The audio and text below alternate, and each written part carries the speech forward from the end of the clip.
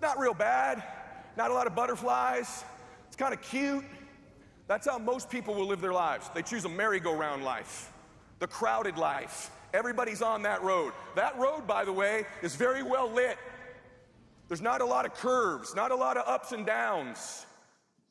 There's directions and navigation stuff on there. It's cake. It looks damn good, and almost everybody's on it. Little traffic because it's real crowded. Little traffic because it's real crowded. You got to decide today if you want a merry-go-round life, and I'm being serious, or if you want a roller coaster life. Because a roller coaster life, that's a whole different proposition. That's a lot of woo-hoo, yeah, baby. Everybody quits. Yeah, baby. Charge back hell, right? Home office lost my stuff. Can't get the meds on the policy. All the stuff. Dude didn't show up to the meeting. You choose the roller coaster life. That's the lonely road in life. Let me tell you something about the lonely road. It means you will feel alone almost all the time. It means you will have haters everywhere. It means you will experience a myriad of emotions that most people can't handle. Ups, downs, fear, anxiety, anger, depression, worry. You will see a side of humans you don't like.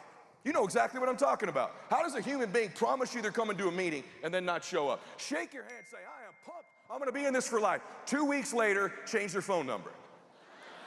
Buy a policy from you, hug you, make you dinner, 2 days later, cancel. Huh? That's the roller coaster. That's the lonely road. The lonely road, let me tell you about it. I've been on it now for 35 years. I'm a road warrior on that road. And let me tell you what that road looks like. It's dark. There's not a lot of lighting on that road. There's unbelievable curves, ups and downs, potholes, crashes. You will see roadkill of people you thought were gonna make it along that road fall by the wayside over and over again. Haters, people yelling at you, screaming, behind your back, cutting you off, bumping you in the back. Breakdowns, repairs like you can't believe. And then every once in a while, you're gonna hit a yield sign on that road. And the vast majority of people, even when they choose that road, will yield and go back to the easy road. The question for you today is, will you yield? Or will you stay on the road long enough to get the job done, long enough to make your dreams come true? Will you stay on the road? Now, here's why I tell you all this in the beginning. Because all this stuff's going to happen to you. And when it happens, I know you think it'll be pretty good.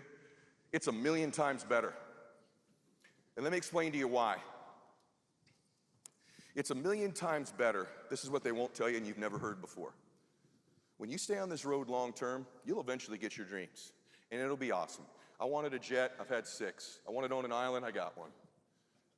I wanted to pay off my mom's house, I did it. I wanted to pay off Christiana's mom's house, we were able to do it. I wanted to see my teammates have great stuff happen, all that stuff. I wanted to travel, all that stuff's cool. And by the way, it is cool. Here's what nobody tells you if you stay on the road. That's the rewarding part that makes it a million times better. All the dreams you come true for you that you aren't dreaming right now.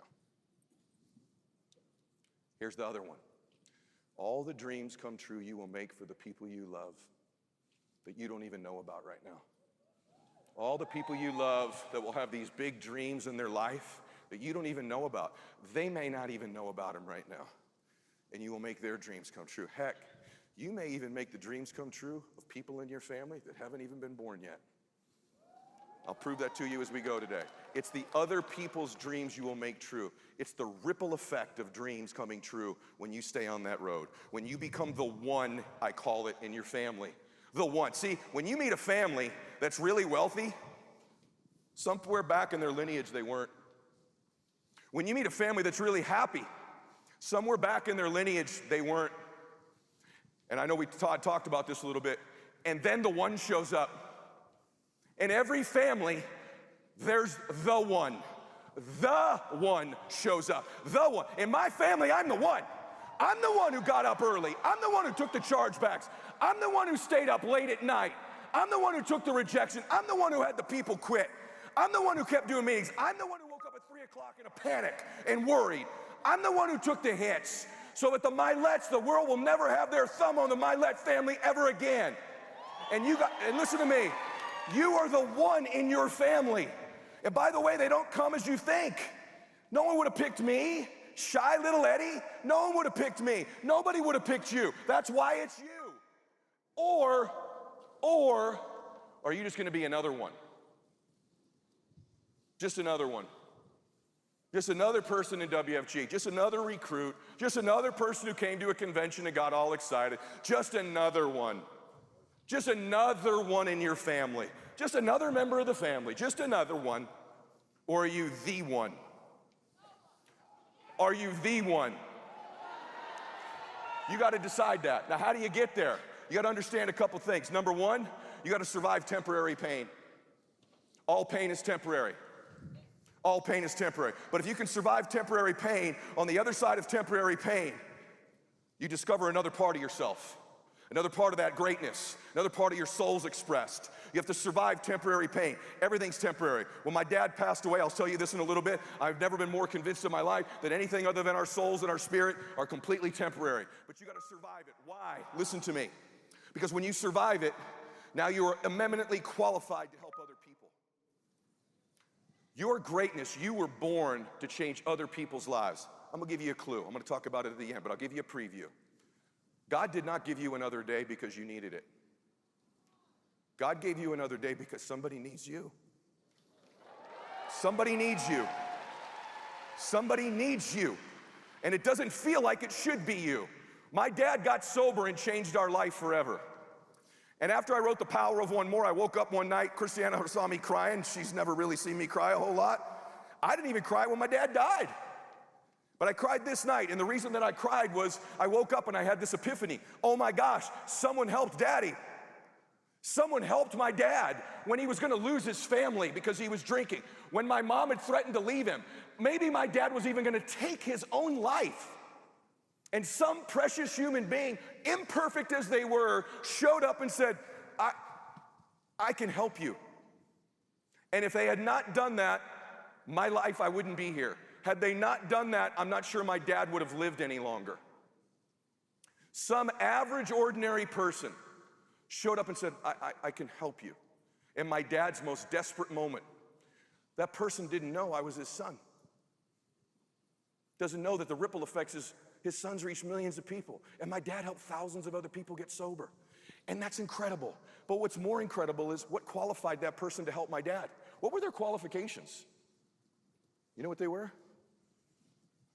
Because I know who they are now. By the way, my grandfather's name's Ed, my name's Ed, my dad's name's Ed, and the guy who helped my dad get sober, I can't tell you his last name, his name's Ed.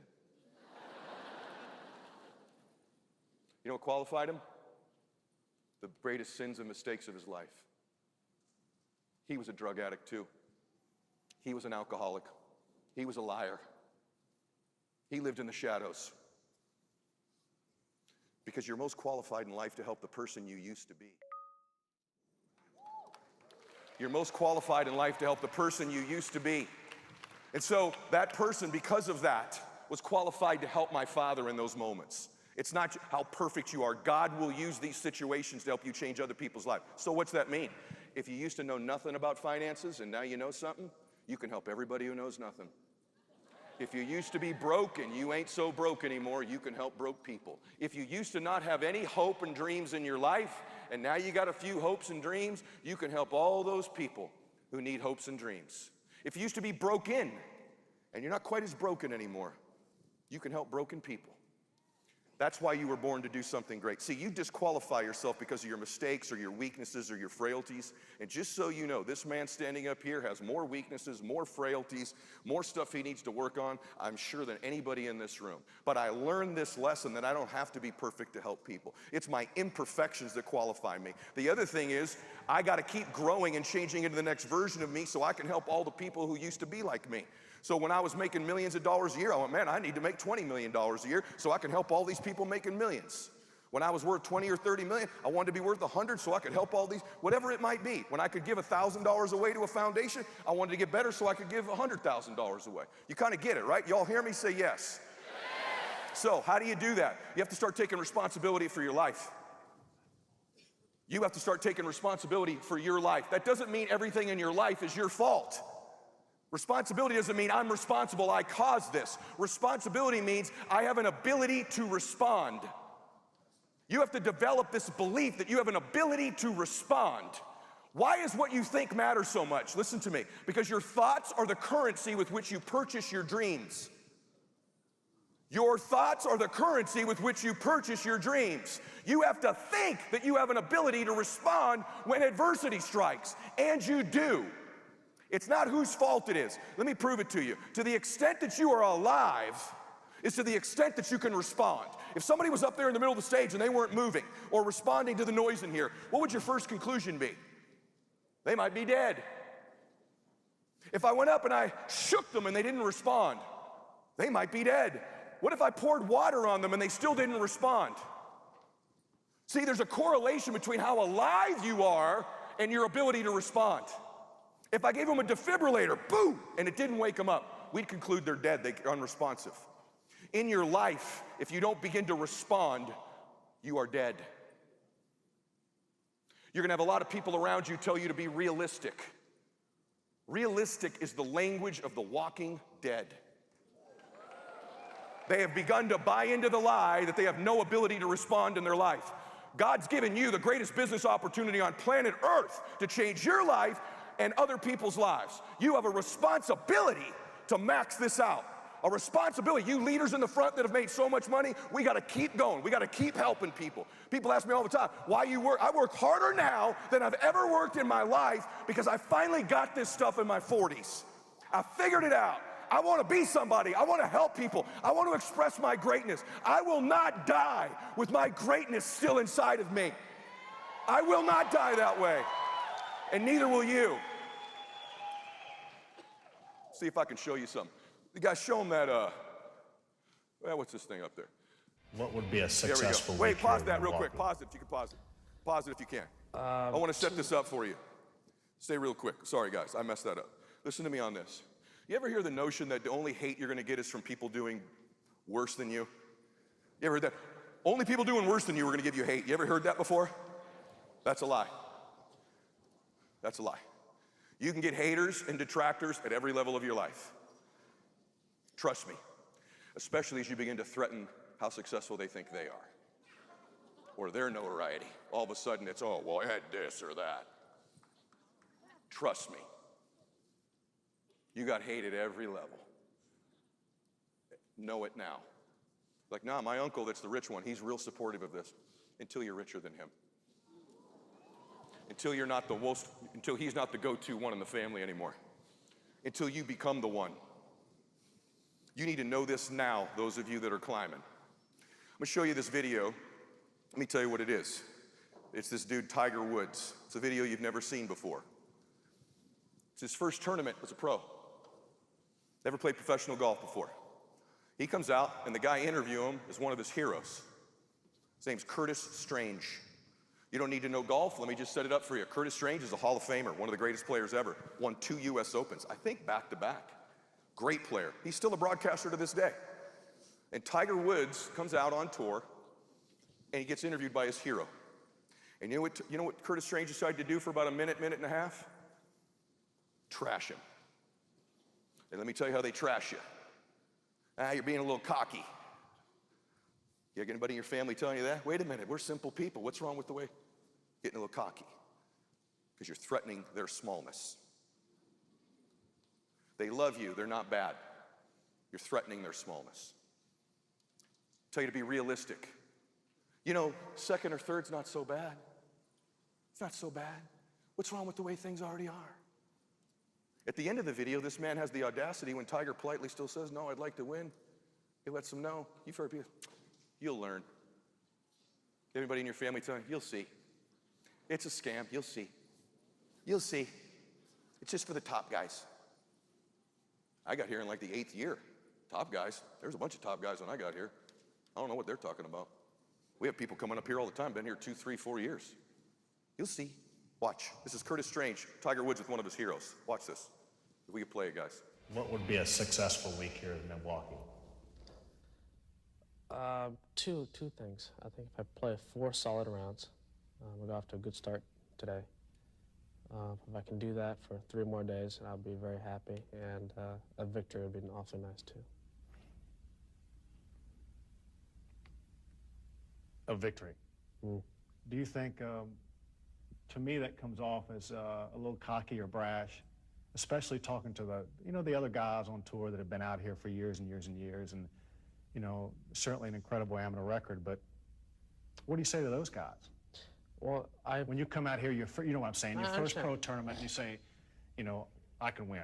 Oh, I understand that. I've always figured that why go to a tournament if you're not going there to try and win? There's really no point in even going. That's the attitude I've had my entire life, and that's the attitude I will always have. As I would explain to my dad, second sucks, and third's even worse. That's just a feeling But I on have. tour, that's not too bad sometimes, though. That's not too bad, but I want to win. That's just my nature. You'll learn.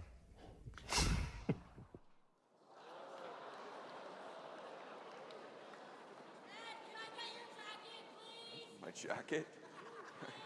It's an expensive jacket. They learned, didn't they? They sure learned. That young man put a thumping on everybody for about 20 years. Okay? You got a bunch of people around you whispering, just so you know, she'll learn. You need to put a thumping on somebody. You need to crack open a big old can of whoop ass on everybody's life. You need to do something great. Let me tell you something, it's a big deal. Winning is more fun than fun is fun. I'll prove it to you. Let's click through that. I don't have time. Oh, by the way, if you want me to help you out, I made some WFG specific content. You can scan that and it's free. You can just scan that thing real quick. So I want to tell you about my son. I've talked about Max a lot. My favorite person in the world until he died was my dad. My favorite person to golf with. I don't play a lot of golf because I'm busy, but my favorite person was my dad. If you don't do that, go to edmylett.com, put your email in, and I'll start getting you good stuff. It's all free. Okay. You're welcome. So hey, listen. Let me tell you about Maximus. This is my kid.